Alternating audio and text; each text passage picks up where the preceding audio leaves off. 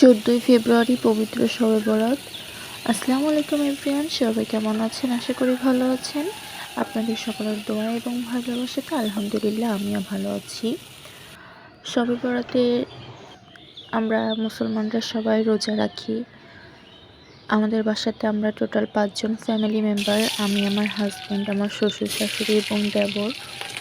আমাদের ফ্যামিলি মেম্বারের ভিতর একজন রোজা ছিল না, কে ছিল না সেটা আমি বলবো না। তো যেহেতু একজন রোজা ছিল না, তাই তার জন্য রান্না করে নিচ্ছিলাম সকাল সকাল, যাতে সকালে আর দুপুরে খেয়ে নিতে পারে, কারণ রোজা রেখে রান্না করাটা একটু কষ্ট।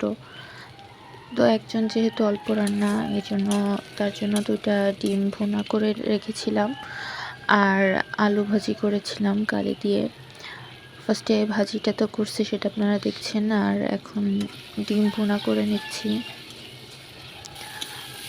আমার না রোজা রাখলে পানির পিপাসার থেকে বেশি খাবারের ক্ষুধা লাগে। এটা আমার মনে হয় শুধু আমারই লাগে, কারণ সবার শুধু পানির পিপাসা লাগে।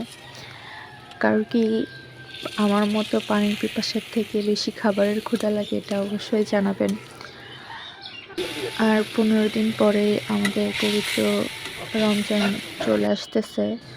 ইনশাল্লাহ সবগুলো রোজা থাকার চেষ্টা করব, নামাজ পড়ার চেষ্টা করব। সবাই দোয়া করবেন। আল্লাহ হাফেজ।